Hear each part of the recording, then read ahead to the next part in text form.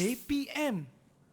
Apa khabar semua? Selamat sejahtera adik-adik. Dan hari ini anda sedang menonton Sukses SPM 2021 bersama saya Chris MJ. Nah, adik-adik sudah tahu kes harian hari ini sudah mencapai beribu-ribu. Oleh sebab itu, Chris nak ingatkan untuk sentiasa jaga SOP. Ya. Bila pakai pelitup muka, pakai betul-betul dari atas hidung ke bawah dagu. Yang kedua itu, kerap pakai gel pembasmi kuman dan akhir sekali apabila berada di kawasan awam, jaga jarak sosial tidak kurang daripada 1 meter. Baiklah, untuk kelas hari ini, kita akan belajar mata pelajaran sains. Tapi topik apanya? Topik hari ini macam ada berkait rapat dengan pasu bunga adik kat rumah tu lah. Topik apa tu? Nak tahu dengan lebih lanjut? Jom kita saksikan profil guru untuk hari ini.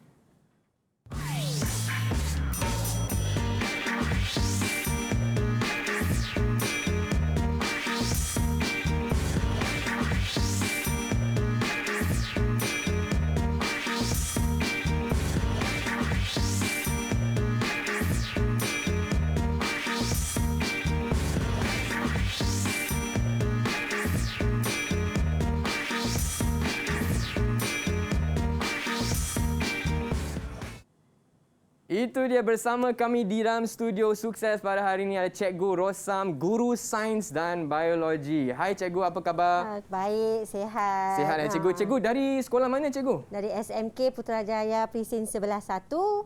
Okey. Dan Cikgu dah berapa lama dah ajar subjek sains? Kalau subjek sains bermula 2007 sehinggalah kini. Wow, memang Cikgu dah berpengalaman lah dalam ajar subjek sains di mata pelajaran hari ini ya.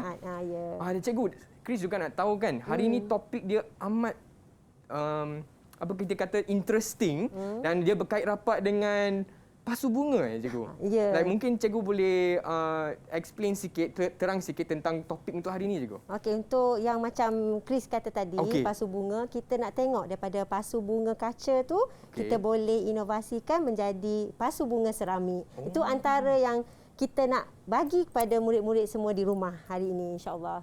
Okey Cikgu. Jadi sebelum kelas bermula hari ini, bukan kita berdua saja kan Cikgu? Ya, bukan. Kita juga ada kawan-kawan dari SMK Putrajaya Presin 11-1 atas talian. Hai semua. Hai semua. Alright, jom kita berkenalan dengan kawan-kawan kita atas Google Meet pada hari ini. Boleh bagi tahu kami nama dan cita-cita. Okey, siapa nak mula dulu? Mungkin Haziq. Salam sejahtera. Saya Haziq Iman bin Hafizi.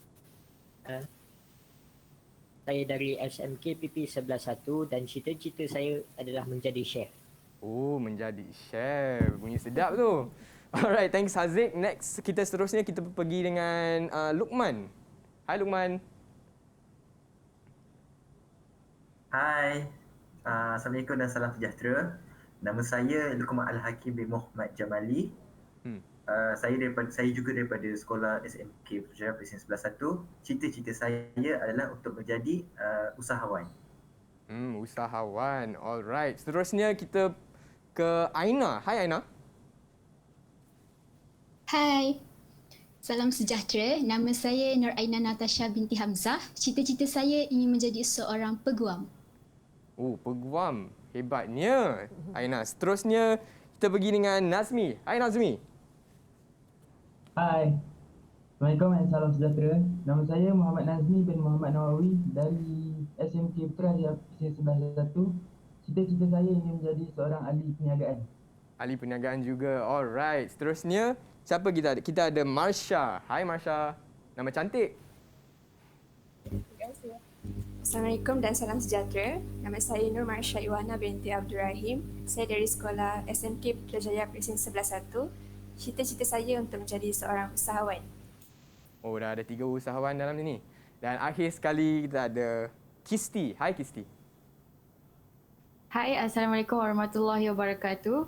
Nama saya Kisti Hanan dari SMK Putrajaya Presin 11-1. Cita-cita saya nak jadi pelukis. Alright, very good. Baiklah. Kita sudah perkenalan dengan rakan-rakan sekelas saya untuk hari ini. Tapi sebelum kelas bermula, cikgu, apa kata kita praktis SOP dulu, cikgu? Kita latih buat amalkan SOP. So, boleh tak cikgu ke meja istimewa saya ni? Ambil dulu ya. Pakai gel pembasmi kuman. Okey, Chris pun nak pakai sikit. Alright. Dan untuk jaga keselamatan semua di studio pada hari ini, kita akan sentiasa pakai pelitup muka, ya. Dan cikgu, apa kata kita berehat seketika dan kita akan kembali lagi lepas ni untuk kelas cikgu, boleh tak? Okey, boleh. Alright, dan anda yang tengah menonton jangan ke mana-mana, kita akan kembali lagi di Sukses SPM 2021. Didik TV KPM.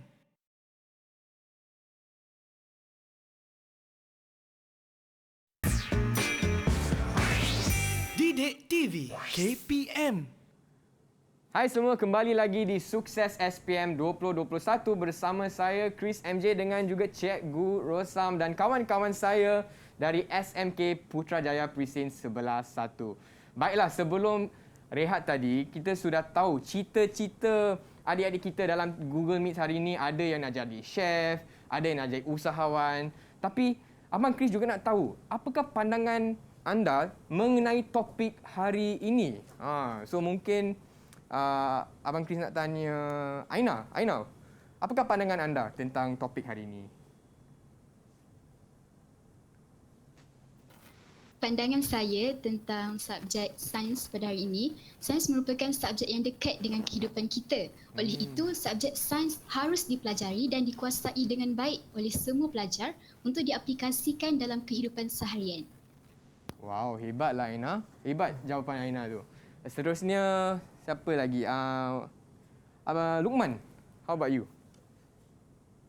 Pandangan saya terhadap topik kita pada hari ini, saya rasa apa yang kita akan belajar tentang sains dalam kehidupan ni, kita amat memerlukan untuk perkara yang kita sentiasa buat dalam setiap hari.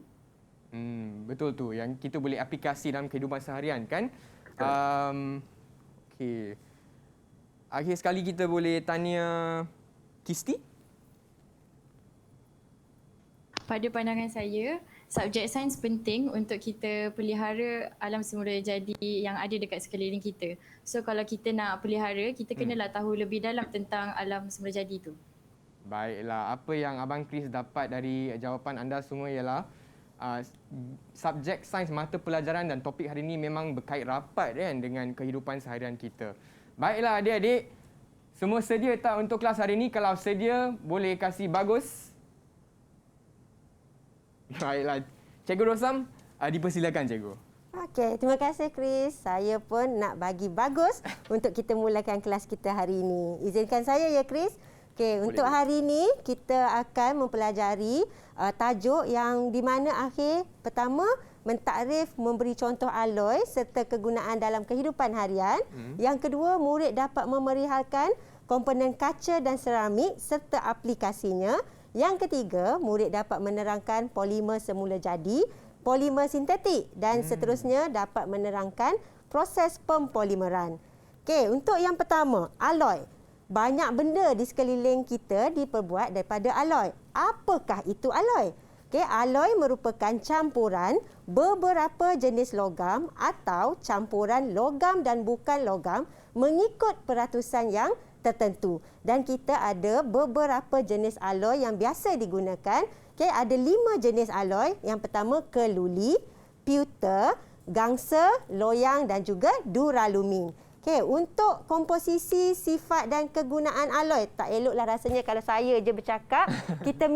Saya minta Nazmi mulakan untuk terangkan aloi keluli, pewter, gangsa dan juga komposisi, sifat dan kegunaan dia. Silakan Nazmi. Boleh cikgu, boleh. Okey. Yang pertama, keluli. Nazmi, boleh dekatkan mic tak dengan mulut dulu? Thank you. Alright. Okey, jenis aloi yang pertama, keluli. Komposisi, besi 99%, karbon 1%. Sifat keluli adalah keras dan kuat. Kegunaan keluli adalah untuk membina bangunan dan jabatan. Selain itu, dia digunakan untuk membuat badan kenderaan dan landasan kereta api. Jenis yang kedua ialah pewter. Komposisi pewter ialah timah 96%, kuprum 3%, antimoni 1% dan sifat pewter adalah permukaan berkilau dan tahan kakisan. Kegunaan pewter pula ialah membuat barangan perhiasan seperti bingkai gambar. Dan jenis yang ketiga pula ialah gangsa. Komposisi gangsa ialah kuprum 88% dan timah 12%. Sifat gangsa ialah keras, tahan kakisan, warna yang menarik. Kegunaan gangsa pula ialah membuat tugu, ukiran logam, duit shilling, pingat dan sebagainya. Okey, terima kasih Nazmi dan saya minta yang kedua lah. Siapa nak cuba untuk bacakan komposisi sifat dan kegunaan loyang dan juga duralumin? Saya Marsha akan menyambungkan alloy yang seterusnya. Okey, teruskan Marsha. Alloy yang seterusnya iaitu loyang. Komposisinya 75% kuprum dan 25% zinc. Sifat loyang adalah kuat, permukaan berkilat, mudah ditempa dan warna keemasan. Kegunaan loyang adalah untuk membuat kunci, tombol pintu, alatan muzik seperti trompet dan sebagainya. Seterusnya, alloy yang kelima iaitu duralumin. Komposisinya aluminium 95%, kuprum 3%, magnesium 1% dan mangan 1%. Sifat duralumin adalah ringan, kuat dan tahan kakisan. Kegunaan duralumin adalah untuk membuat badan pesawat, kapal terbang dan sebagainya. Okey, terima kasih Nazmi. Terima kasih Marsha. Terima kasih Marsha. Dan di sini murid-murid di rumah perlu tahu 5 jenis alloy tadi yang saya katakan. Kita ada keluli, pewter, okey, gangsa, loyang dan juga duralumin. Okey, seterusnya kita tengok soalan contoh berdasarkan daripada penerangan alloy itu tadi. Okey, yang pertama, soalan pertama saya minta Iman cuba jawab untuk soalan pertama dan kedua. Iman? Saya cikgu. Okey, cuba jawab. Apakah alloy? Alloy merupakan nombor satu, apakah alloy? Alloy merupakan gabungan beberapa logam ataupun campuran logam dan bukan logam mengikut peratusan tertentu. Okey. Yang kedua, nyatakan 5 jenis alloy. Yang pertama, keluri. Yang kedua, pewter. Ketiga, gangsa. Keempat, loyang.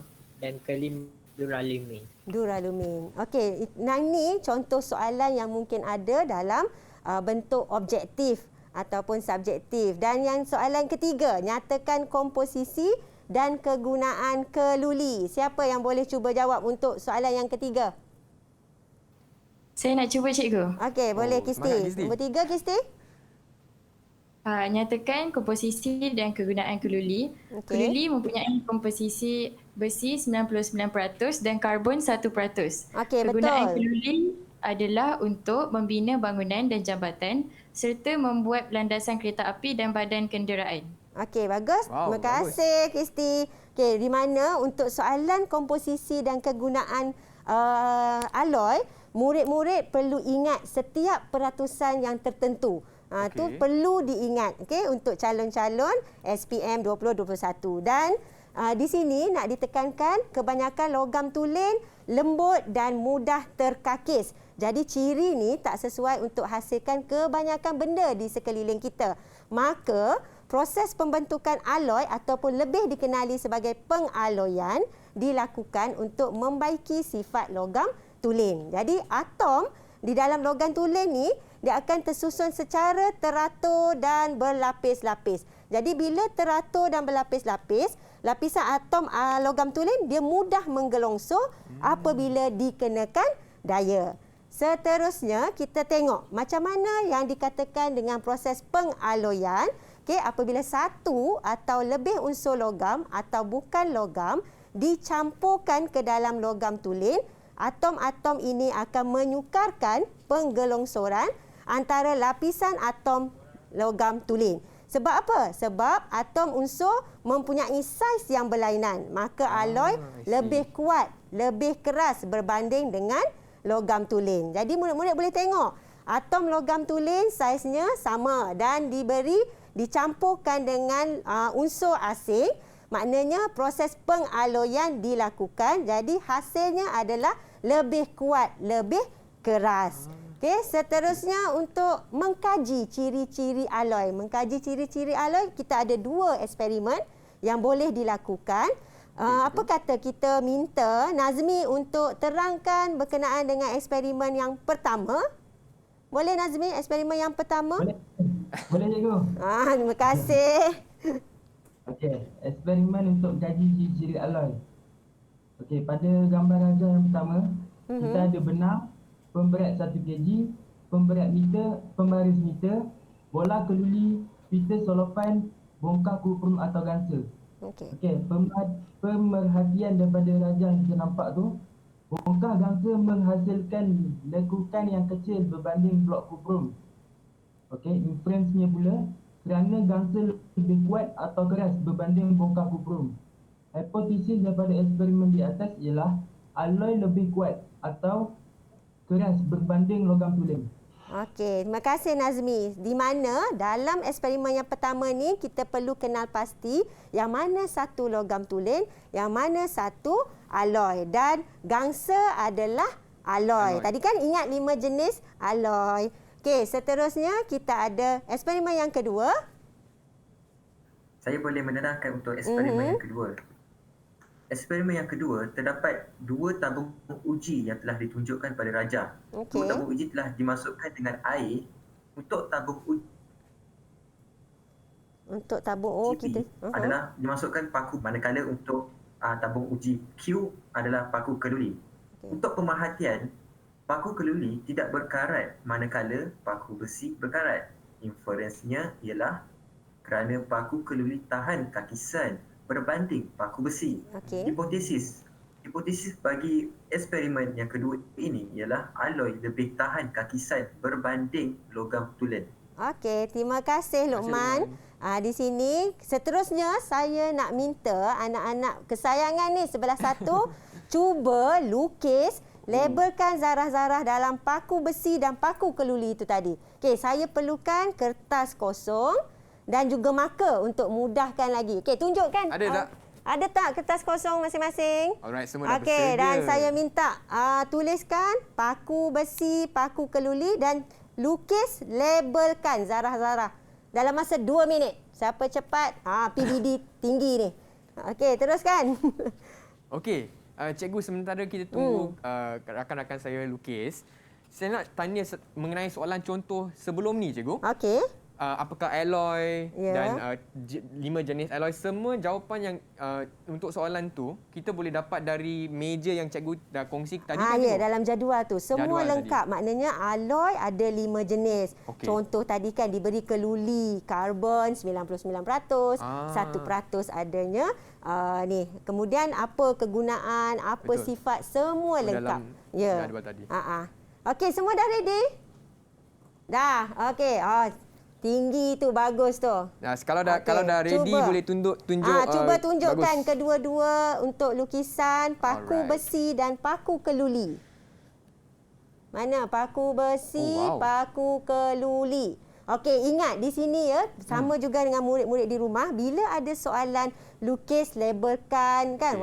Mesti bila lukis mesti ada label. Baru kita tahu apa yang dilukiskan tu. Contoh, tengok sekejap, mana angkat semula. Yang mana? Okey, contohnya boleh nampak. Okey, yang kisti tu saya boleh nampak. Okey, untuk paku besi yang ada hanyalah zarah-zarah besi sahaja. Sebab apa? Sebab besi adalah logam tulen. Logam tulen. Untuk paku keluli, tadi keluli adalah alloy. Alloy ada komposisi besi dan juga karbon. Jadi besi dan juga zarah karbon. Okey, bagus. Semua betul. Saya harap di rumah juga murid-murid dapat memberi jawapan yang tepat apabila diberi soalan tentang lukis dan labelkan zarah dalam paku besi, paku keluli. Okey, tahniah semua. Tahniah semua. Okey, dan ini adalah perbandingan antara alloy logam tulen. Bila ada soalan perbandingan, mesti ada persamaan, mesti ada perbezaan. Dan untuk persamaan alloy dengan logam tulen, kedua-dua adalah konduktor elektrik, konduktor haba. Beza untuk alloy logam tulen, untuk alloy lebih keras dan kuat, lebih tahan kakisan, lebih menarik, terdiri daripada 2 atau lebih unsur, sukar ditempa, sukar dimulurkan, atom tidak mudah menggelongsor dan atom tidak disusun mengikut tertib susunan. Berbeza dengan logam tulen. Okey, sebab ni semua soalan yang penting apabila diberi perbandingan. Ada soalan perbandingan mesti dinyatakan persamaan dan juga perbezaan. Terpulang pada kehendak soalan nak berapa perbezaan. Kalau diminta 2, bagilah 2 perbezaan. Cikgu, ya? ada soalan cikgu? Boleh tanya tak cikgu? Boleh. Ya. Cikgu, Chris nak tanya, apakah kegunaan alloy dalam kehidupan seharian kita, cikgu? Kalau alloy tadi kan kita tengok semula jenis-jenis alloy kan. Antaranya bina bangunan. Itu kegunaan alloy dah. Okey. Jadi ni perbezaan dan persamaan. Okey. Dan ni tadi apa yang nak ditanya oleh Chris tu, kegunaan alloy dalam kehidupan seharian. Okey, antaranya untuk superkonduktor yang boleh mengalirkan arus elektrik pada kecekapan tinggi tanpa rintangan. Apa yang digunakan? Okey, kita ada alloy superkonduktor diguna untuk buat landasan kereta api berkuasa tinggi supaya kereta api dapat bergerak secara terapung, dapat mengelakkan geseran antara landasan dengan badan kereta api. Jadi, bolehkan kereta api itu bergerak dengan sangat laju. Dan yang kedua, kita guna alloy superkonduktor ni dalam pembuatan peralatan mesin pengimejan resonans magnetik MRI. Okey, ini adalah superkonduktor untuk kegunaan alloy dalam kehidupan. Kita ada juga keluli untuk buat apa? Pembinaan bangunan. Kita ada duralumin untuk buat badan kapal terbang yang ringan dan kuat. Dan kita ada loyang untuk digunakan membuat alatan muzik. Okey, ini adalah kegunaan-kegunaan alloy dalam kehidupan seharian. Okey. Dan ada soalan lagi? Dan semua okey semua? Memang menarik, cikgu, sebab setiap tiap-tiap hari sebenarnya kita main muzik, kita guna handphone, tapi sebenarnya semua alat yang cikgu sudah explain tadi, yang terang tadi, sebenarnya banyak material yang guna alloy kan, cikgu? Ya. Semua yang dalam kehidupan kita ni, kalau kita nampak apa di sebelah kiri, apa di sebelah kanan, semua tu adalah terdiri daripada alloy. Baiklah cikgu. Cikgu, Chris nak minta rehat sekejap, boleh tak cikgu? Pen sudah habis ink. Chris nak pergi beli dari kedai buku sekejap. Dan kepada adik-adik yang sedang menonton di rumah, jangan ke mana-mana. Kita akan kembali selepas ini dan kita akan melitupi topik kaca dan seramik pula, ya. Dan jangan ke mana-mana, kita akan kembali ke Sukses SPM 2021. Didik TV KPM.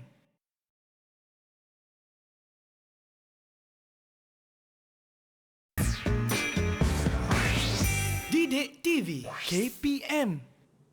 Hai semua, masih lagi di Sukses SPM 2021 bersama saya Chris MJ dengan rakan-rakan sekelas saya dari SMK Putrajaya Presin 11-1, dan hari ini kita belajar mata pelajaran sains.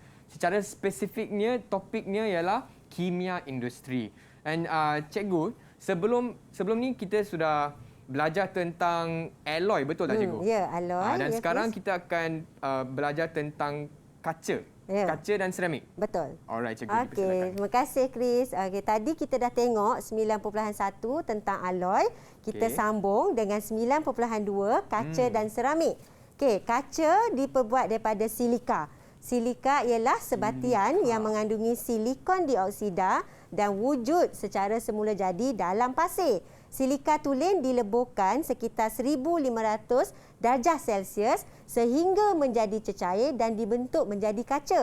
Ya, Chris? Okey, dan seterusnya kita tengok jenis kaca, komposisi dan ciri-cirinya. Jenis kaca kita ada 4 jenis kaca. Pertama, kaca silika terlakur, kaca soda kapur, ketiga kaca borosilikat, yang keempat kaca plumbum.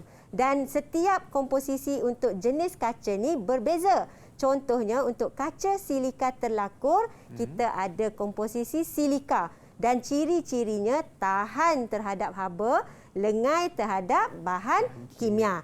Dan kaca soda kapur komposisinya silika, kalsium karbonat, natrium karbonat dan ciri-cirinya juga takat lebur yang rendah, mudah dibentuk. Dan bila kita tengok jenis kaca yang ketiga, kita nampak ada kaca borosilikat, komposisinya berbeza. Dan terdiri daripada apa? Silika, boron oksida, natrium oksida dan aluminium oksida. Dan kaca yang terakhir, kaca plumbum, Chris. Kaca plumbum kita ada komposisi silika, plumbum 2 oksida dan natrium oksida. Jadi, untuk rajah ni, jadual ni, apa yang murid-murid di rumah dan murid-murid sebelah satu saya tu perlu tahu jenis kaca dan setiap komposisi kaca tersebut dan juga ciri-ciri kaca tersebut. Okey, dan seterusnya kita tengok pada apakah seramik. Penatlah rasanya nak minta sesiapa yang boleh bacakan apakah seramik? Saya nak itu, cikgu saya nak. Nazmi. Okeylah Nazmi, kita bagi peluang lagi ya Nazmi. Apa seramik? Okey. Apakah seramik? Seramik terdiri daripada bahan bukan logam yang terbentuk hasil daripada tindakan haba pada suhu yang tinggi. Seramik diperbuat daripada tanah liat. Komponen utama tanah liat ialah aluminium silikat. Ciri-cirinya pula ialah ianya tahan haba dan tekanan yang tinggi. Ianya juga sangat keras, rapuh, lengai terhadap bahan kimia dan tidak berkarat. Dan akhir sekali, ianya juga penebat haba dan elektrik yang baik. Gambar bawah tu macam mana dia ni berfungsi. Apa ya? Okey, maknanya apa yang Nazmi sampaikan berbeza dengan apa yang saya sampaikan tadi. Tadi adalah kaca. Apa yang Nazmi sampaikan ialah seramik. Dan seramik ni diperbuat daripada tanah liat. Dan cikgu, inilah cikgu berkait rapat dengan pasu bunga kan cikgu tadi? Ya, yang tu kita nak tengok tadi tu kan. Daripada pasu bunga kaca, kita buat jadi pasu bunga seramik, Chris. Okey, dan kita tengok ada aplikasi kaca. Yang pertama, radas makmal tu sendiri seperti bika, kelalangkon diperbuat daripada kaca borosilikat. Kerana apa? Ciri ketahanannya yang sangat tinggi terhadap haba dan bahan kimia. Okey, saya nak minta Tasha sambung untuk aplikasi yang seterusnya. Boleh cikgu. Aplikasi yang kedua untuk kaca ialah tingkap kaca yang luksina membenarkan cahaya masuk ke dalam rumah. Okey, itu untuk aplikasi yang kedua. Seterusnya, aplikasi kaca. Seterusnya, penutup kaca mentol diperbuat daripada kaca soda kapur kerana cirinya yang tahan haba dan mudah dibentuk. Dan yang terakhir sekali, prisma kaca yang diperbuat daripada kaca plumbum digunakan untuk mengkaji penyebaran cahaya kerana mempunyai indeks biasan yang tinggi. Okey, terima kasih Tasha. Maknanya murid-murid yang berada di rumah perlu tahu beberapa jenis aplikasi kaca. Maknanya apa barang, apa keperluan yang ada di luar sana yang melibatkan penggunaan kaca. Jadi antaranya yang boleh diberi jawapan macam ni, penutup kaca mentol dan juga prisma kaca. Dan seterusnya kita tengok kepada aplikasi seramik. Tadi aplikasi kaca, seterusnya aplikasi seramik. Siapa yang boleh bantu untuk bacakan bahan aplikasi seramik? Masya dah sedia cikgu. Masya dah sedia? Masya dah letak mic kat mulut dah cikgu. Ya, teruskan Masya. Baik, saya akan sambungkan aplikasi seramik.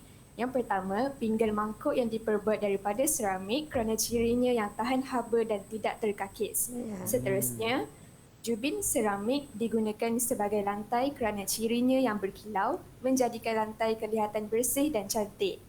Okey, dan seterusnya? Yang ketiga, seramik digunakan dalam pembuatan gigi palsu kerana cirinya yang keras dan kuat serta lengai terhadap bahan kimia.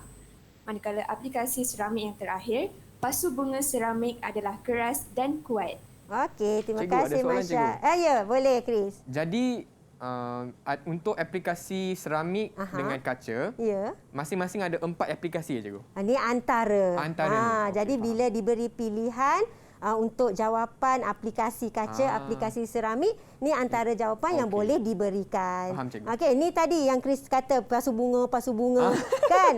Dah keluar Betul, dah. betul. Maknanya pasu bunga seramik tu keras dan kuat, sebab tu lebih diaplikasikan dalam kehidupan. Faham, cikgu. Okey, seterusnya kita ada soalan contoh untuk objektif.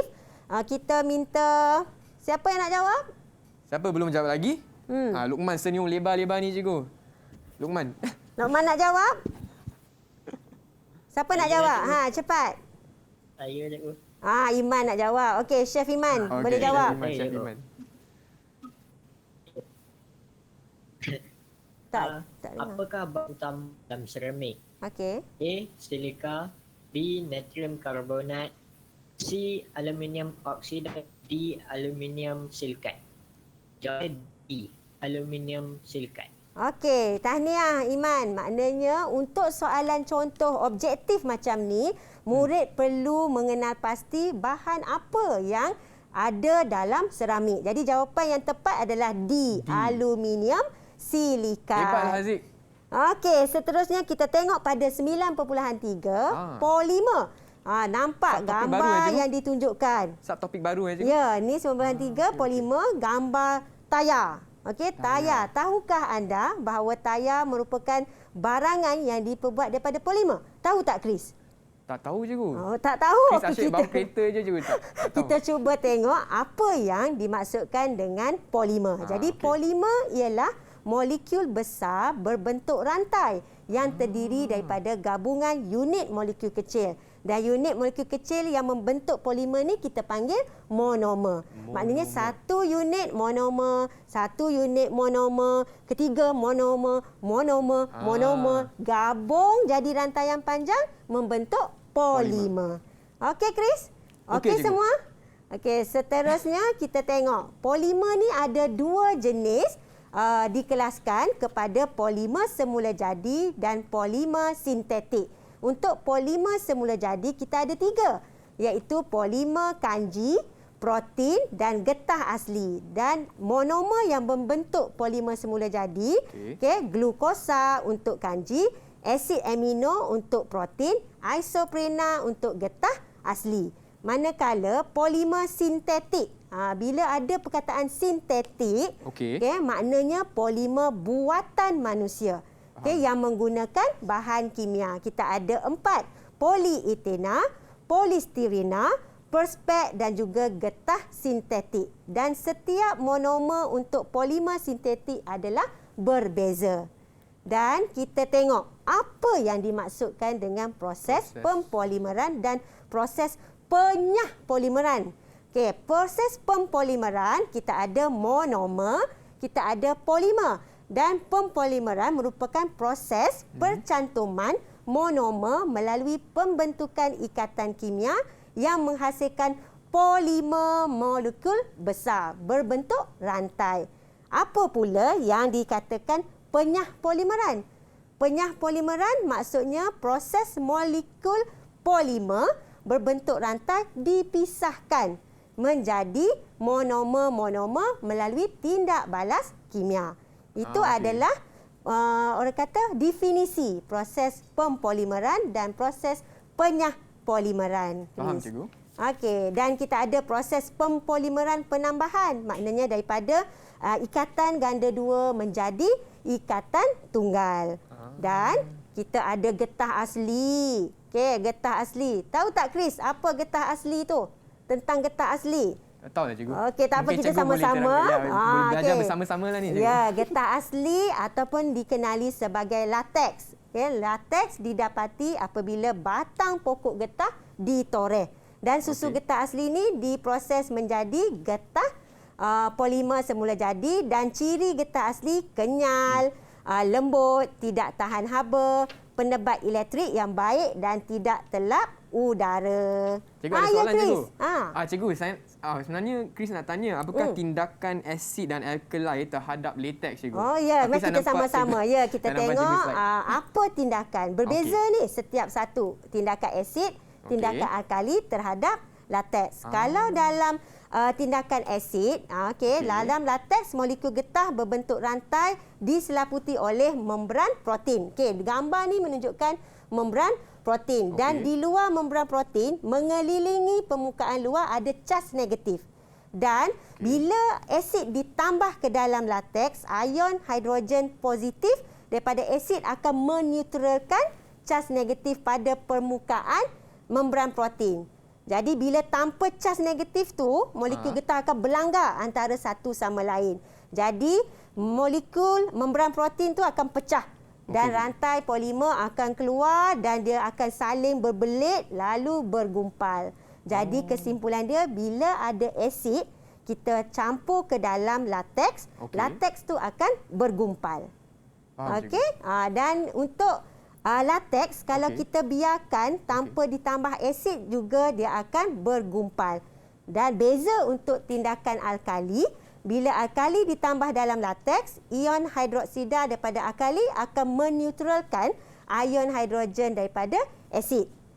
Tanpa asid, cas negatif kekal pada membran protein, molekul getah tetap menolak antara satu sama lain. Jadi, molekul getah akan kekal dalam keadaan cecair. Itu untuk tindakan alkali. Dan di sini ada ciri-ciri getah asli. Ada eksperimen macam mana kita nak tunjukkan bahawa getah asli ni bersifat kenyal. Getah asli ni ada takat lebur yang rendah. Dan kita ada eksperimen kalau bila dah bersemuka, bila dah di rumah nanti, anak-anak murid semua boleh lihat dalam buku teks pun ada, mengkaji kesan asid alkali terhadap lateks, macam mana, apa dia punya pemerhatian. Cikgu, Chris ada soalan, Cikgu. Ya, Chris. Untuk eksperimen yang ni, kita kena buat kat sekolah tak? Kat makmal, dalam makmal. Kena buat Cikgu? Ya, dalam makmal. Dan kalau diberi peluang untuk bersemuka, memang kita ada order tempahan lateks dan kita buat eksperimen untuk kaji tindakan asid, tindakan alkali, ada perbezaan antara kedua-dua tu. Jadi dalam makmal tu boleh nampak proses penggubalan. Ya, memang kita galakkan untuk murid buat sendiri, nak tengok macam mana tindakan asid, tindakan alkali terhadap lateks. Faham, Cikgu. Dan seterusnya kita ada pemvulkanan getah. Pemvulkanan getah. Minta Luqman bacakan pemvulkanan getah. Boleh. Ya.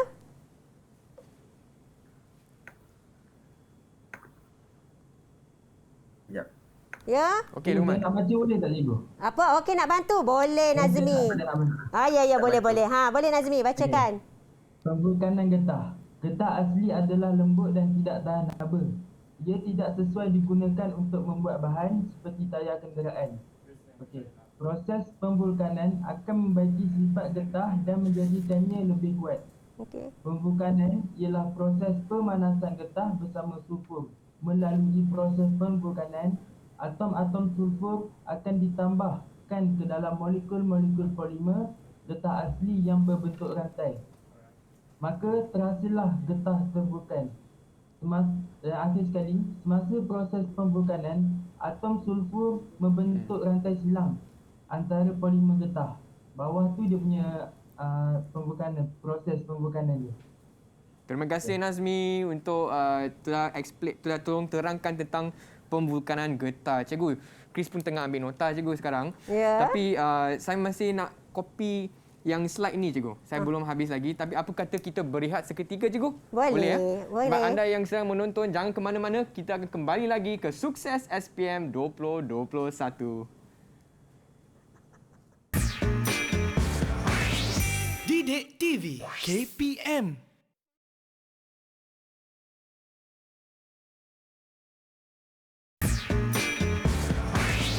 Didik TV KPM. Masih lagi di Sukses SPM 2021 bersama saya Chris MJ dengan juga Cikgu Rosam. Dan mata pelajaran kita belajar hari ini ialah sains. Secara spesifiknya topik ialah kimia industri. Dan sebelum ni Cikgu Rosam pun telah kongsi ilmu tentang kita sudah belajar tentang alloy, tentang kaca dan seramik dan juga polimer. Cikgu, Chris ada satu soalan lah cikgu.